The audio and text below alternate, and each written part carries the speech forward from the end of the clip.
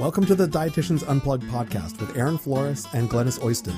Join us as we explore the idea of health and wellness from a new perspective. Each episode, we will discuss topics that will help you improve your health, body image, and fitness without obsessing on the scale or counting calories.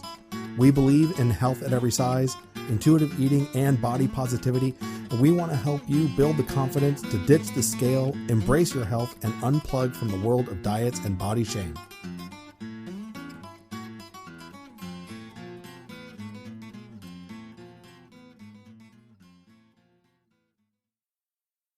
Hey, it's Dietitians Unplugged back, and we are here live, well, it's live for us, at the Beta Conference in San Francisco. Yeah, so we've been here for a couple days. Yeah. Doing a lot of learning, but more even just meeting people that we haven't even, we know on social media, but now we get to connect with.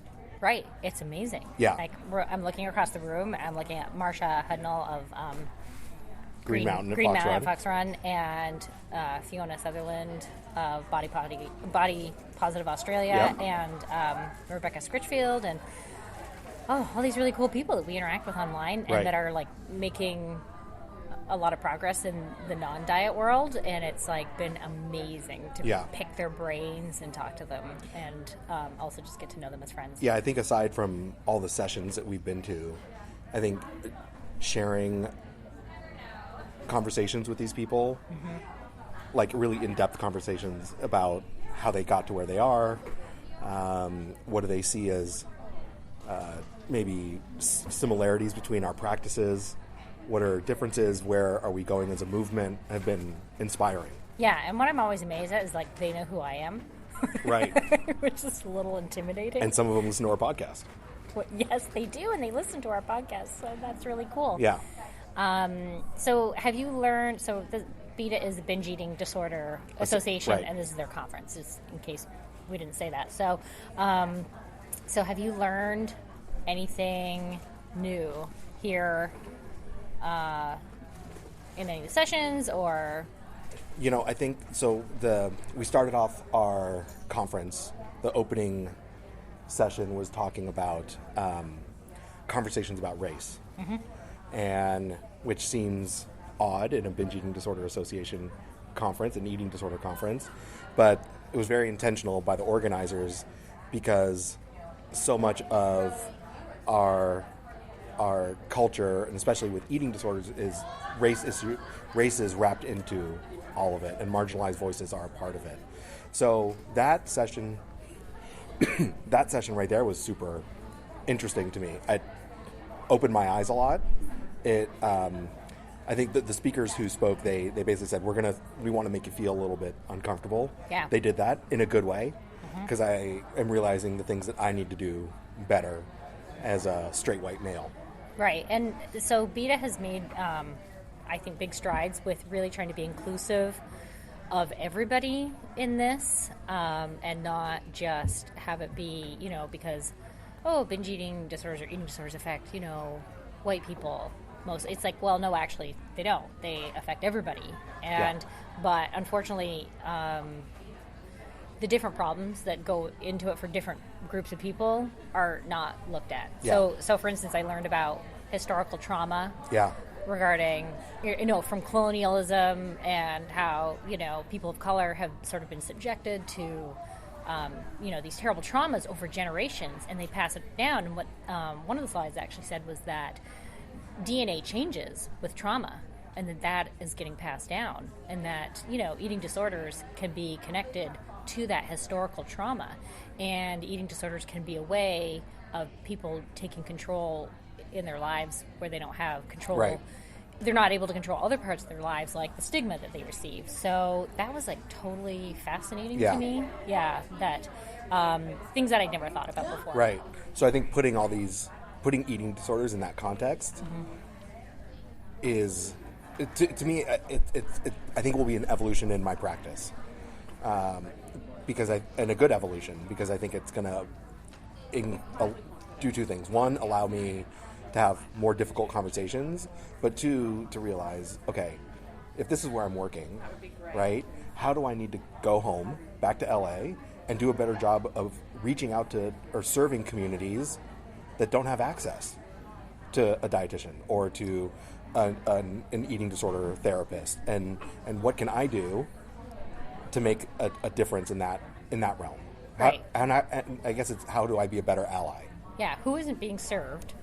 I mean, they sort of have this great thing is who isn't at the table Right. when decisions are being made. Exactly. So that's something else to look at. Like when we're making policies, do they? Just quick hugs. It's all right. We're just So recording. no, a we're podcast. recording. No, come here, Carmen. No, come here. Come no. here, Okay, Carmen. Carmen Come doesn't on. want to be a part. Carmen didn't know we were recording. So we're doing it. This is the beauty. This is why we wanted to record our podcast out in the middle of everyone, because then Carmen people Cool can is come here. up. Everybody. No. So Carmen was a part of this first session that was so amazing. So Yes. right, we're talking about it, right? Yeah. And she helped facilitate this conversation. So it was so helpful. So I'm glad she walked by and could hear how amazing that session was and how much it helped all of us. It was a brilliant session. So yeah. So I think it's going to get us to think about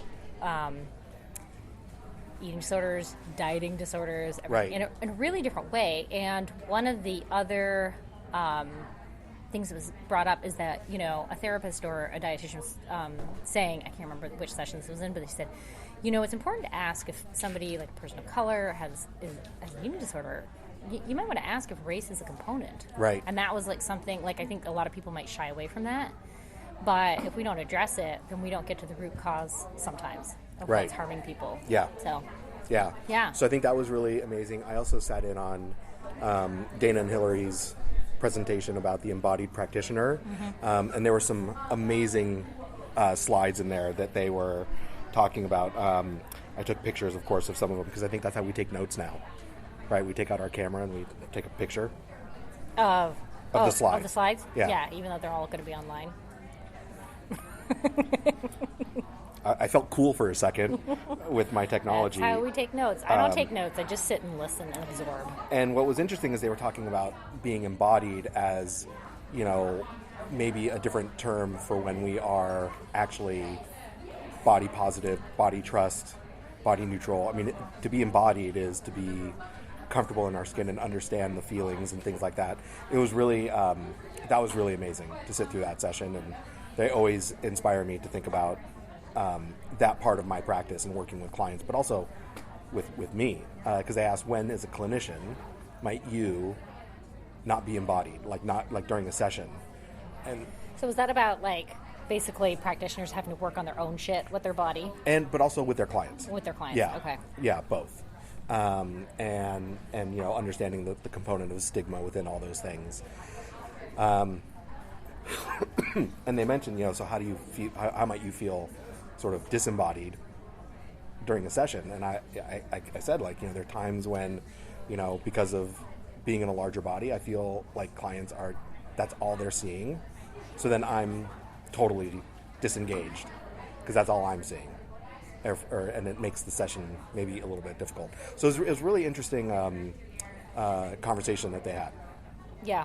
I want to put a plug in for Beta because I've realized I thought this would be super focused only on binge eating disorder, but I think they are really good at focusing on how this shades into every other kind of eating disorder, and even dieting disorders was a word that Yeah. Ellen Herb used today in her presentation.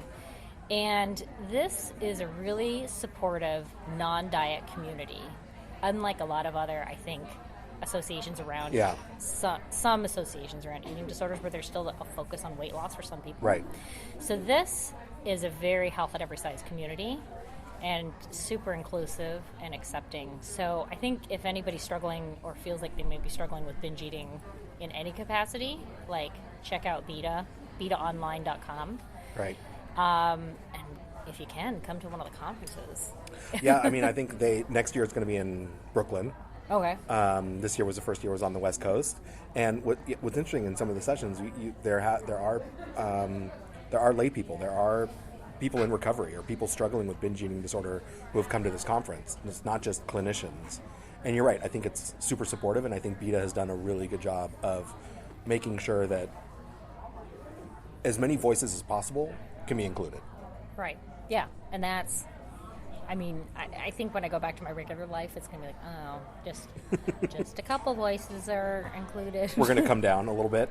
Oh my God. We're going to be, it's going to be bad when we Yeah. get back to our regular lives. You kind of float along on this heady cloud of awesomeness where it's like, everybody totally gets what you're talking about. Everybody is they totally understand health at every size. Like, okay, so let me give you an example of how awesome it is. So we all went out to dinner on Thursday night, right? Huge group of us. I'm sitting across from Evelyn Tribbley, who's like one of my heroes, and I'm like totally fangirling. But I just said at one point, I said, oh my God, how unusual is this that we are all sitting here and nobody is talking about how bad the food is for them? Right. Nobody is talking about like, oh, this is going to make me fat, or oh, this is going to do whatever to me. Or how many calories are in it. How many calories anything. are in it. This food is bad for me. Yeah. This food is toxic. And you're talking about, like, there's a ton of dietitians. There's therapists as well, but mostly dietitians in this.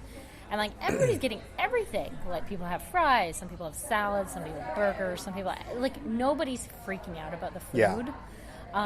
And that was, like, an experience that I feel like I haven't had in a big group, since the 90s. Yeah. When not everybody was dieting.